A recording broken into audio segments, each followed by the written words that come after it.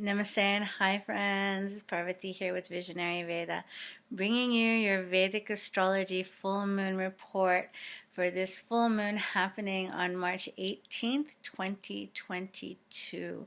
Now in this Vedic Astrology report, I'm going to go over the energies at play for this full moon and what an amazing, beautiful full moon it is. In India, this full moon is celebrated and known to be the festival of colors, or the great festival known as Holi.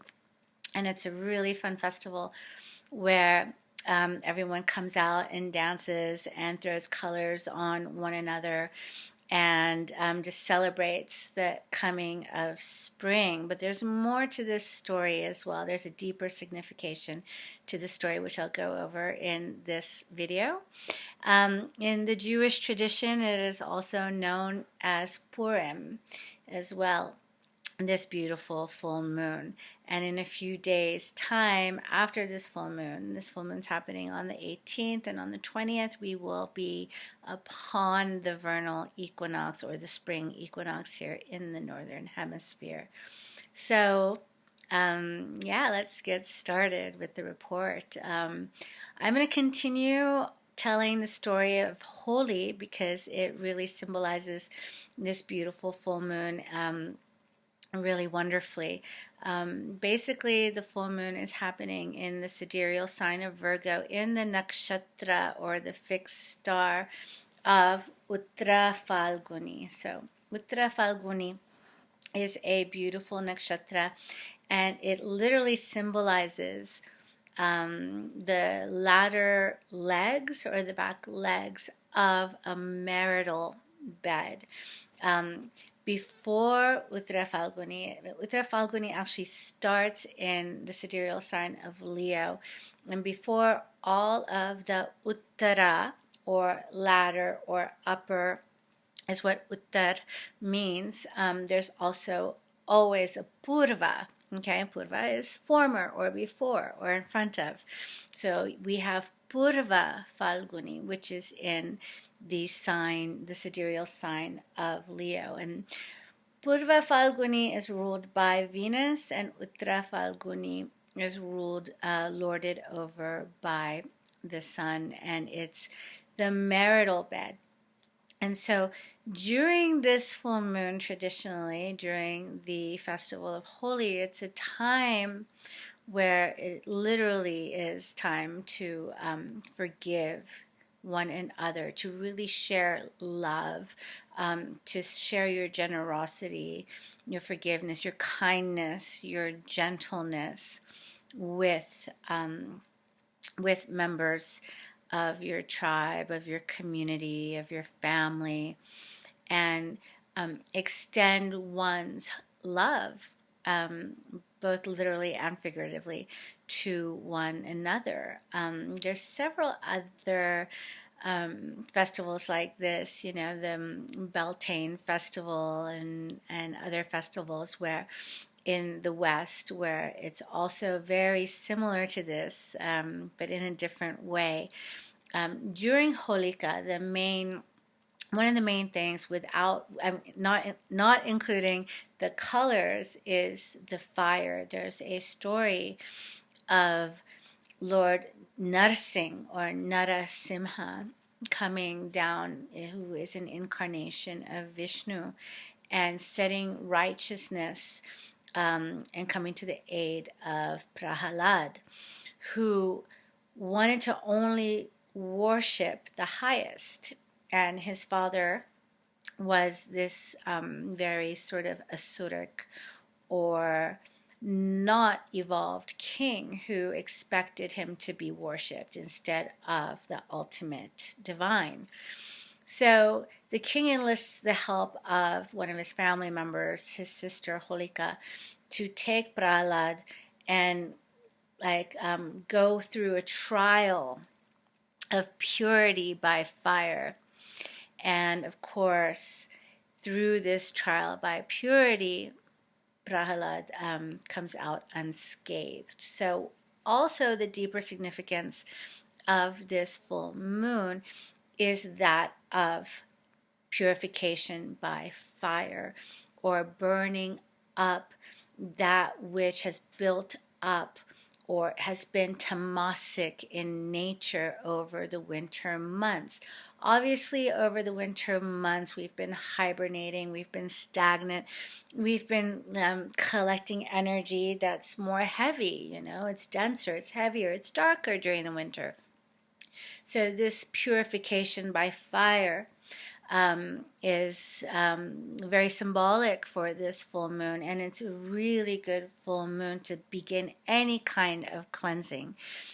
The fire can be used to purify on many, many levels. It could be on the physical level, doing some sort of a cleanse, and that fire on the physical body is what we would call our metabolism, or Agni. In Ayurveda, it's known as Agni. So a lot of times fasting and cleansing burns up what's been stagnant and what's been built up, so that the body can absorb or assimilate or intake and utilize the nourishment, that the new energy we're giving, the new nourishment to revitalize our bodies. In our mental bodies and our etheric bodies, this can also be the fire of discernment, right? On a mental sort of level, what thoughts are good for me, which thoughts are negative, which thoughts are tamasic, what does that Agni in that third eye of discernment, that tejas burning up, what is it allowing to be absorbed and be assimilated as part of our mental bodies? What thoughts need to be purified and let go of? What old, stagnant, tamasic beliefs are we ready to throw into the sacrificial fire and burn and purge and remove and cleanse from our being, so that we may feed our emotions and our minds with healthier thoughts and beliefs, and have a healthier and more positive outlook. And also on the pranic level as well. So we have, like there's the breath of fire, which helps to clean and cleanse all the nadis, or the channels in our bodies as well, So it's basically a time for spring cleaning your home, spring cleaning your garden, spring cleaning your body, spring cleaning your mind, and then rejoicing once that purification has taken place, and then rejoicing in celebration to bring in the new energy. And moving into the new, we've stoked that fire to be able to make proper discernment and rebuild our bodies, rebuild our mind, rearrange our homes to reflect vital energy coming in and moving forward. So Uttara Phalguni, it's a beautiful nakshatra symbolizing love, forgiveness, and even physical sensuality and sexuality. It's springtime, so those energies are out there. Those hormones, those pheromones, that wanting to express ourselves and dress colorfully and be rejoicing and celebrating with one another and being playful with one another is definitely up. So enjoy this beautiful full moon, everybody. It's a wonderful time to cleanse, rejuvenate, celebrate, forgive, love, connect, play. And in a couple of days after this full moon, we have the vernal equinox, or the spring equinox. So once that cleansing has taken place and that celebration has taken place, it's a very potent time to bring in the balance. The energies on equinox are balanced. The day is balanced with the night. So the solar and the lunar energies are in a place of greater balance and harmony. And if we are people who are more sensitive to energies, or we are little yogis doing our spiritual practices, and we are in tune with the natural rhythms, then it's a wonderful time to really bring in balance within our own lives.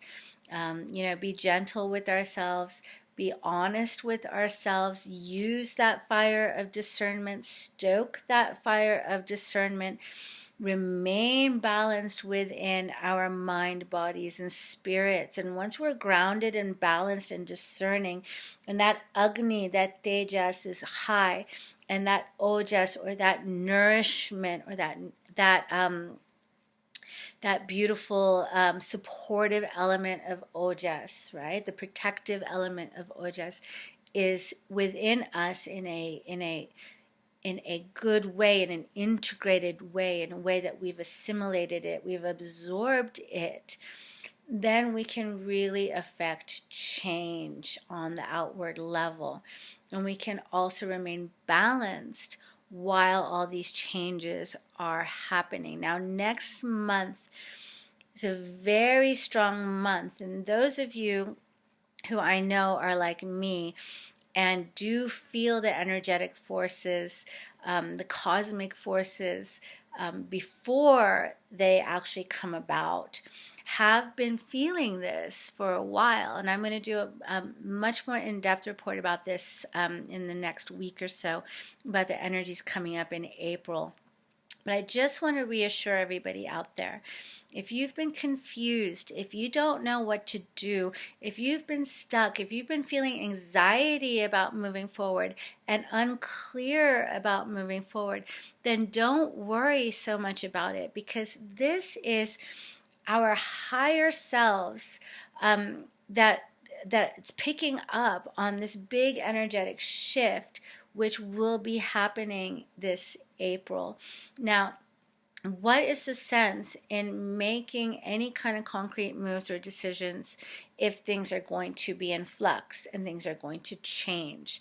So just hang in there for as long as you can, and know that come April, come when all the planets that are changing signs are going to be changing their signs, we will see things from a whole nother level. We'll get information from a whole nother perspective. We'll get information that's been missing from our consciousness, and that's going to come in to view, and it's going to become we'll see why we've been stuck and confused, and then we're going to be able to move forward with more certainty. So I hope that was helpful to you. If you would like to have a Vedic reading with me, feel free to reach out to me at the email below, which is visionaryveda@gmail.com.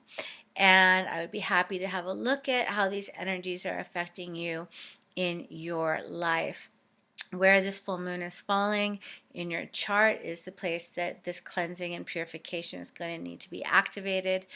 And then coming up in April with all of these changes, these big planetary changes of Rahu, Ketu, Jupiter, and Saturn, big planetary changes coming, and how that's going to affect the landscape of your life moving forward. So thank you very much, my friends.